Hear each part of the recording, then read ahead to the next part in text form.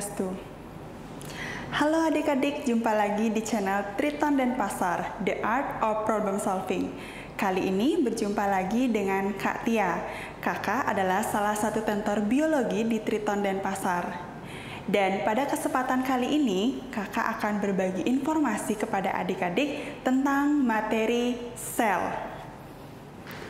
Sel disebut sebagai unit struktural, artinya sel merupakan unit terkecil penyusun dari makhluk hidup.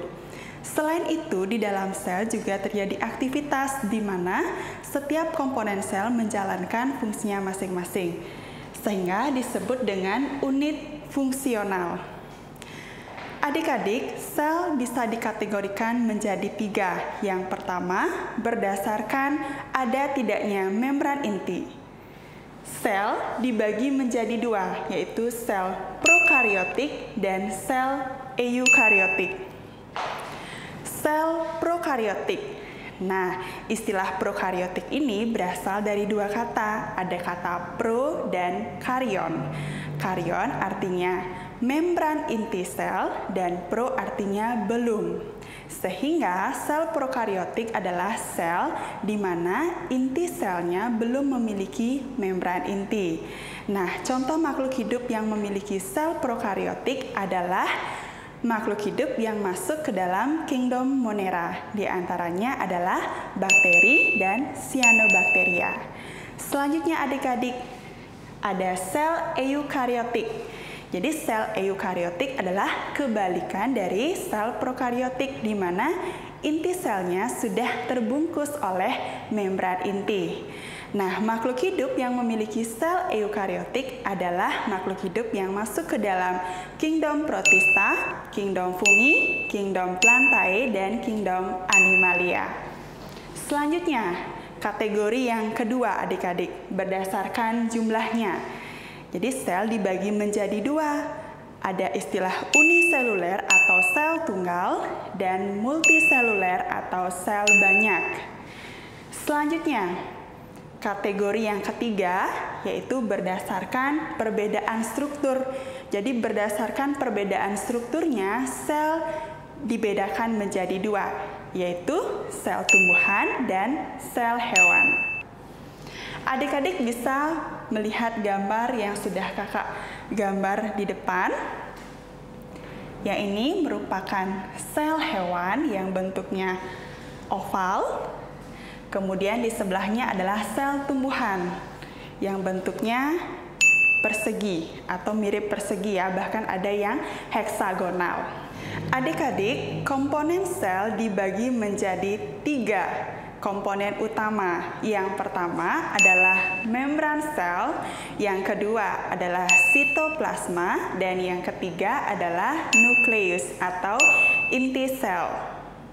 Kak Tia akan mulai dari komponen utama yang pertama, yaitu membran sel.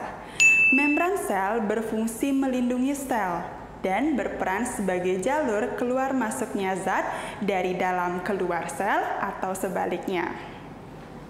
Selanjutnya, yaitu sitoplasma.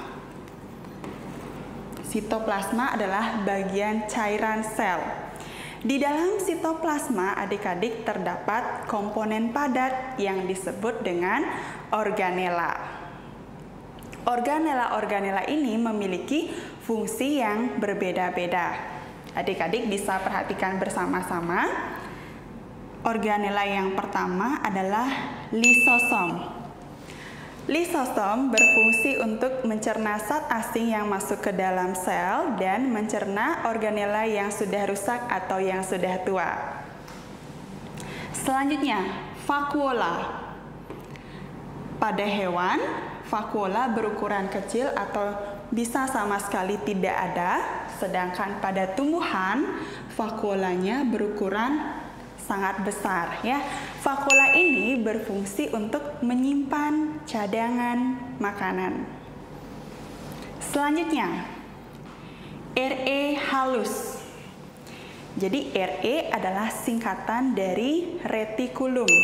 Ya, jadi retikulum berasal dari kata retikula yang artinya jala ya. Jadi bentuk dari organela ini mirip seperti jala ya. Retikulum endoplasma halus berfungsi sebagai sintesis lemak, steroid, dan transport. Selanjutnya yaitu retikulum endoplasma kasar. Jadi retikulum endoplasma kasar terletak lebih di luar ya daripada retikulum endoplasma halus. Nah, ciri khas dari retikulum endoplasma kasar adalah ditempeli oleh ribosom, di mana fungsi dari RE kasar adalah menampung atau menyimpan hasil dari sintesis protein, yaitu protein itu sendiri. Selanjutnya yaitu mitokondria. Mitokondria pada hewan, mitokondria pada tumbuhan, ya, bentuknya sama. Mitokondria berfungsi sebagai penghasil energi atau tempat terjadinya respirasi sel. Selanjutnya, badan Golgi. Badan Golgi terdapat pada sel hewan dan sel tumbuhan. Fungsi dari badan Golgi adalah sebagai sekresi protein dan sekresi lendir. Selanjutnya, ribosom. Ribosom berfungsi sebagai sintesis protein. Selanjutnya adalah peroksisom. Jadi peroksisom mengandung enzim katalase yang berfungsi untuk menguraikan hidrogen peroksida menjadi air dan oksigen. Selanjutnya adik-adik ada sitoskeleton ya. Adik-adik masih ingat kata skeletal pada saat belajar sistem gerak? Ya. Jadi skeleton ya. Skeleton itu mengarah pada rangka. Jadi fungsinya adalah untuk membentuk sel itu sendiri.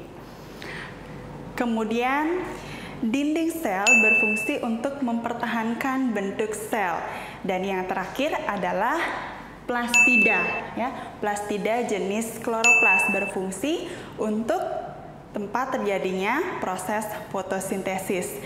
Sebenarnya adik-adik plastida dibedakan menjadi 3. Yang pertama adalah kloroplas yang mengandung warna hijau atau klorofil berfungsi sebagai tempat terjadinya proses fotosintesis.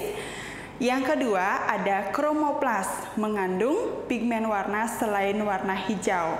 Kemudian yang terakhir adalah leukoplas yang tidak mengandung pigmen warna. Nah, leukoplas ini akan berdiferensiasi membentuk amiloplas, elaioplas, dan proteinoplas.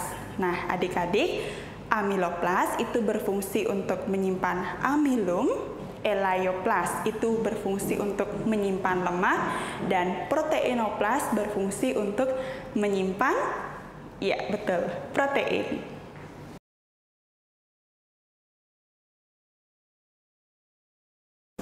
Nah, adik-adik, untuk menguji kemampuan adik-adik mengenai materi sel ini, Kak Tia memiliki 1 buah soal. Mari kita cermati bersama-sama. Organela sel dan fungsinya yang benar adalah A. Inti sel berfungsi sebagai jalur keluar masuknya zat dari dalam atau keluar sel. B. Lisosom berfungsi untuk mencerna zat asing yang masuk ke dalam sel. C. Membran sel berfungsi sebagai tempat sintesis protein. D. Ribosom berfungsi mengatur seluruh kegiatan sel.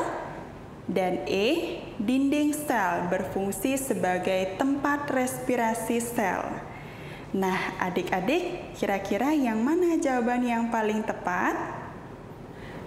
Iya, betul sekali. Jawabannya adalah B. Lisosom berfungsi mencerna zat asing yang masuk ke dalam sel. Selain itu, lisosom juga berfungsi mencerna organela yang sudah rusak atau yang sudah tua. Demikianlah paparan materi Kak Tia mengenai materi sel. Semoga bermanfaat dan bisa membantu adik-adik dalam belajar di rumah. Sampai jumpa. Om Santi Santi Santi Om. Hai adik-adik, jika adik-adik menyukai konten video kami, silakan like, share, dan subscribe. Dan jika adik-adik memiliki pertanyaan, silakan ditulis di kolom komentar di bawah ini. Sampai jumpa!